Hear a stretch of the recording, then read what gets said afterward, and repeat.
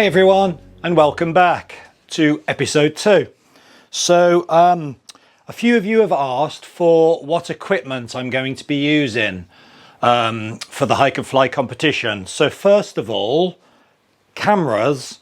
For many years I've been a GoPro fan. I find them really easy to edit and just to use.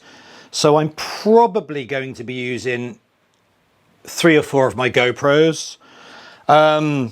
That being said, I do fancy trying out an Insta360 camera, because with one of those it seems that I could do everything in one shot.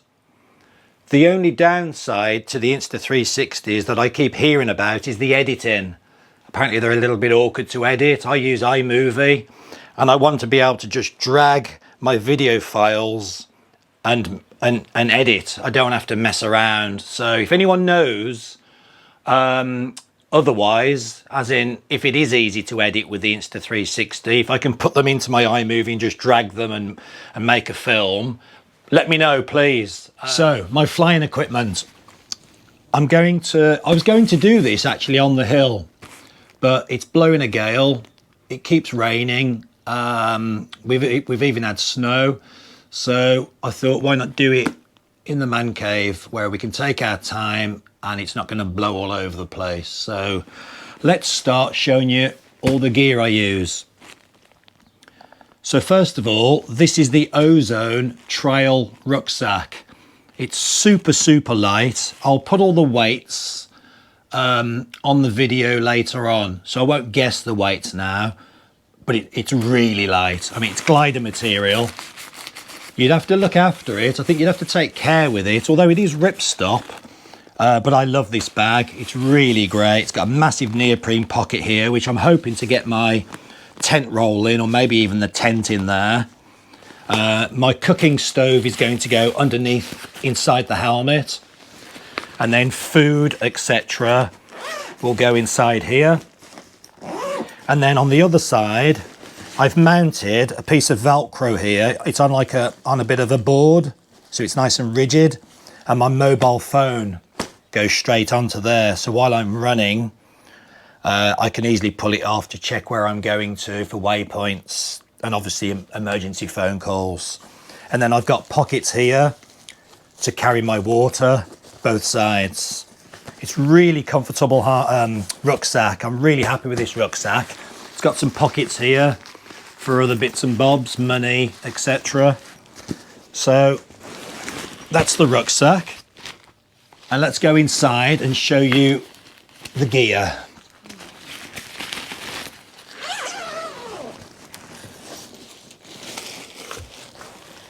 So helmet.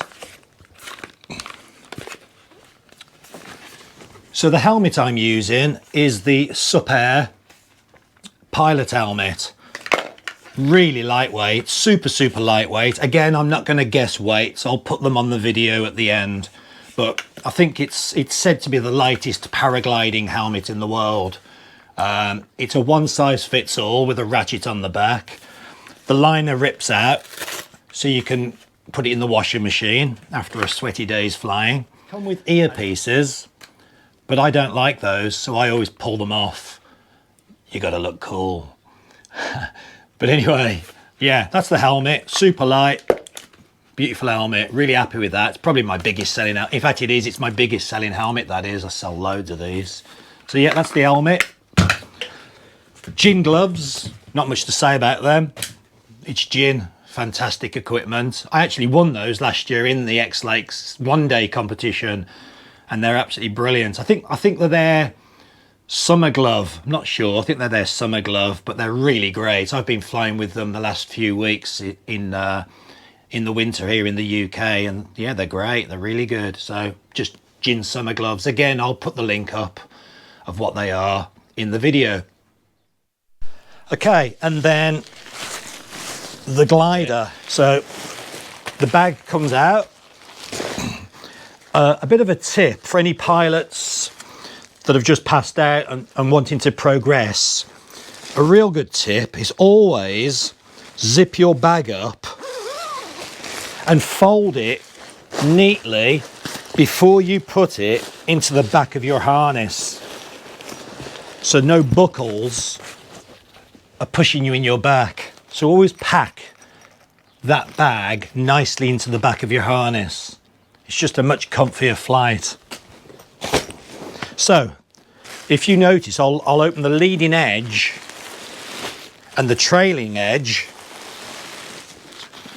and I'm connected, the harness is connected, so I can just open the harness up to there, and the glider's still connected from yesterday's flying. So I'm ready to take off and go. I can literally just take the straps off, open the wing, helmet on, harness on, and I'm airborne. I think I could be airborne in 1.5 minutes, maybe 2 minutes. You shouldn't normally do that, but this is a competition, you know, we are in a race. So, as I said, I don't bother with a concertina bag for this setup because I'm in a race. So what I've done is I've adopted this little method myself of just 3 straps. So once I've done the rough concertina pack, so the wing can't sort of start inflating slightly with air and it all starts getting messy, I just strap these around it. So I've just got one here, and one on the leading edge. But when we go up on the hill and I fly, at the end of the flight, I'll show you the way I pack, and I'll show you these going back on. Works really well. Most of you watching this, if you're not into hike and fly and you're not into racing, you just won't need to do this anyway. What you'll probably do is buy a concertina bag like this. Ugh. So you'd pack the glider still in this method, but you would then zip it into one of those. But again, because it's a race, don't really want to be messing around with this. Last year I did. In last year's comp, I did do it all. I packed really super neat and did all this. And then I was thinking, crikey, other competitors could be catching me up and I'm messing around with this. So yeah, this is quicker.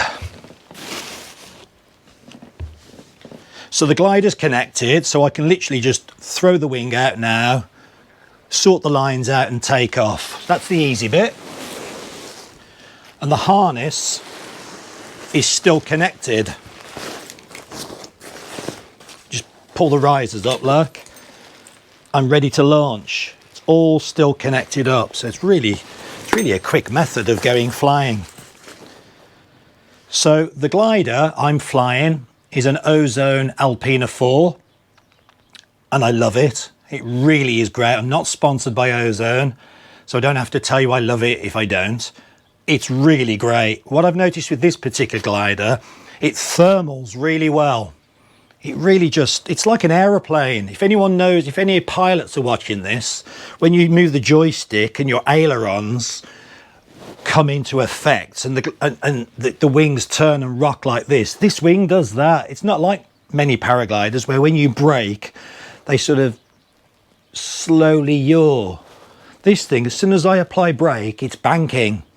Really happy with the wing, but I'm not sponsored by them. I'm just saying an honest opinion. So it's an Alpina 4 by Ozone, and it's a medium large. The harness, again, I'm not sponsored by Super, but this harness, I've had so many harnesses over the last 35 odd years. I absolutely love this harness. It's so comfortable. It's mega light. Really light. It's obviously a pod harness, so your feet go inside like that. It's got a carbon fibre footboard with a little air pocket at the front, so when the air hits the front it inflates. It's got a carbon seat board which keeps me nice and comfortable. I like a seat board. I've tried all the harnesses without seat boards. I've tried hammocks, and I don't find I don't feel as connected to the glider.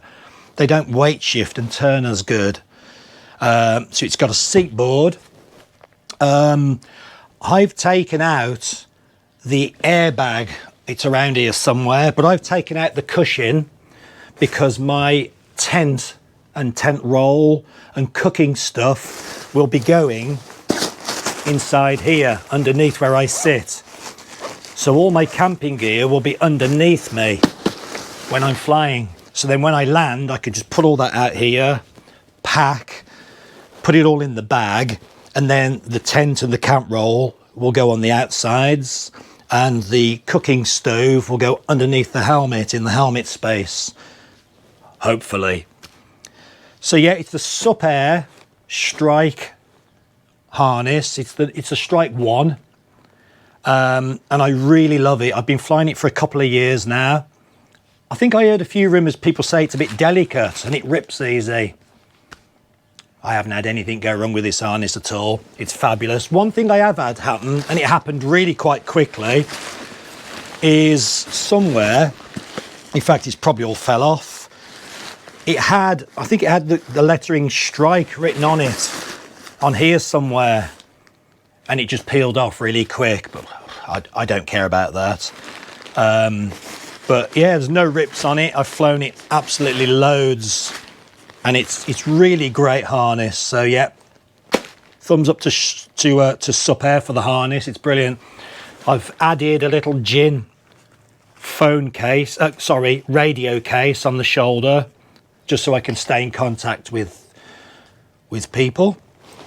And then the reserve, it's a built-in reserve on the front, so when I connect to my chest strap here, the reserve's in front of me as the flight deck and the reserve.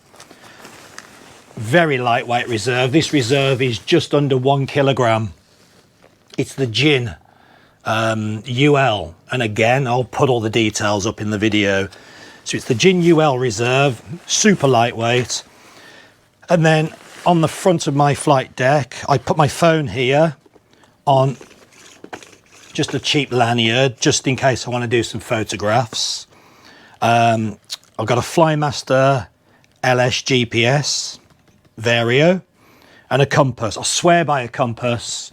Compasses are really, I feel, a must. I like to have a compass because if you're ever going in close to cloud, or you think you're going to go into the cloud, I like to take a quick fix on the compass of where it's clear. Because when you go into cloud, I defy anyone, your brain plays tricks, so I defy anyone to know, oh yeah, I'm still going that way. Your brain plays tricks on you and you end up going the opposite direction. So whenever I have gone into cloud, just as I'm approaching and I put my big ears in and I put the speed bar on, if I do still slightly go in, I'll quickly take a fix on where the escape route is, where the blue hole is.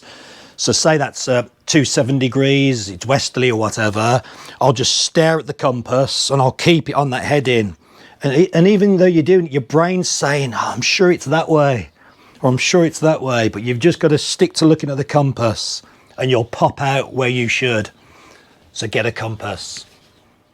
Not a lot else to say on equipment, I don't think, but basically on the pack, what I will do is I would land, I would do the rough concertina and fold over. I'd forget about the harness, this doesn't matter for now. And I would add my straps just to stop a little bit of the air re-inflating the glider. So just put some straps on like that. Just 3's enough, I find. I don't think you need any more than 3. And then what I'll do is lift the risers up and drop them inside the harness like that with the lines. The nose board goes in with the flight deck on top, and then I'll just close the 2 side pockets over the top of each other like that. So that's quite neat. And then just close the lid over the top like that, the tail I should say, and then fold it up to the middle of the glider there like that. And then the trailing edge comes over to there like that, to there, and then the leading edge comes over the top. It's a nice pack because you're not stressing the rods that are in the glider too much because they're going around the harness. It's a nice pack, I like it. It's really quick. You can land, pack, and be running in 2 or 3 minutes. And then all you need to do is open the bag,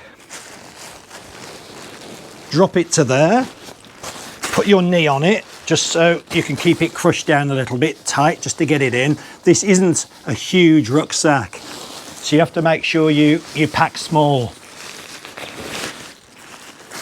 Your knee just stops it from all inflating slightly, and then it zips in really easy.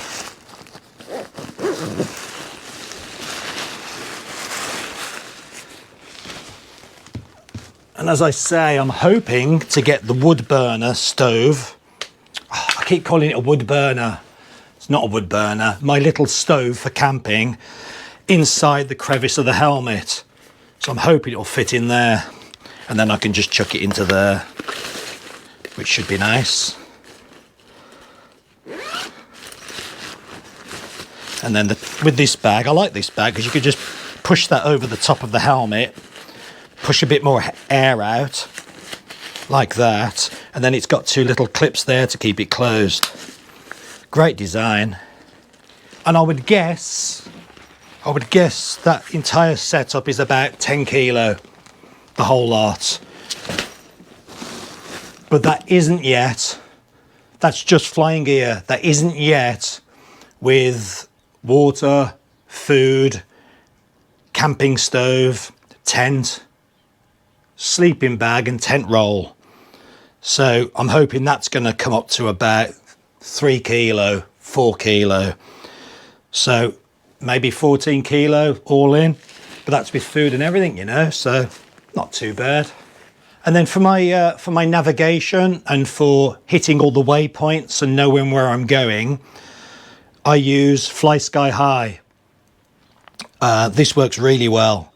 So when we get to the competition, or maybe just before we leave to go to the competition, we'll download all the waypoints. So we'll have them all over the map. And we'll know where we're going to, the closest ones, and we'll just fly into each one or walk into each one. Every time you go into a cylinder, within 400 meters of the cylinder, the phone will bleep. And that's to tell us that we've made the cylinder, and then we can move on to the next one. So I'll use that for flying, and then for walking the streets and finding my way around the quickest routes to get to up any of the hills, I'll probably just use my Google Maps just for walking the streets. What I also have as a backup is I have the Red Bull Sunto X Alps watch, and I've got all the waypoints in that as well. So I can either rip the phone off the harness and have a look while I'm going, or I can just go for it on the watch here. So either this or the phone will do for my mapping. So I hope that all helps. We'll get up onto the hill. I think the wind tomorrow is on a different hill. I've checked on the watch, and walking stroke jogging, I think I can get there in about 2.5 hours. So I'm going to do a hike over to the hill, again with all my flying gear, but not with any of the camping gear yet. In fact, the tent hasn't arrived yet. I'm still waiting for Big Agnes to reply. They still haven't replied. It's been 3 weeks. So I still don't have a tent. I've got all the camping roll. I've got the air bed, the pump up lightweight bed. I've got some dry packet foods. I've got the burner. So it's just the tent. When that arrives, I will do episode 3. It's still too cold for me at the moment, but probably March, April, I'll go out with everything, and I'll try and do a cross-country flight and camp out, do the food, fly the next day or hike the next day back home, just to test everything out ready. And I think then we'll just wait for the competition. So other preparation. Since episode 1, I've been running, hiking and going down the gym pretty much every day. But that's not really too different to my normal life. I do that anyway. I've always been into fitness. So fitness wise, for a 53-year-old, I'm okay. Equipment wise, I think flying wise, I'm okay. It's the camping. I'm not much of a camper. I like a hotel. So the camping side might let me down a bit. I might not enjoy that, but we'll see. It's an adventure. So thanks again for subscribing. Thanks again for all the great messages. I'm blown away by the whole channel, to be honest with you. And I've got some exciting news on a new sponsor. So I'll let you know that probably on the next episode. Cheers, guys. Thanks so much. Bye.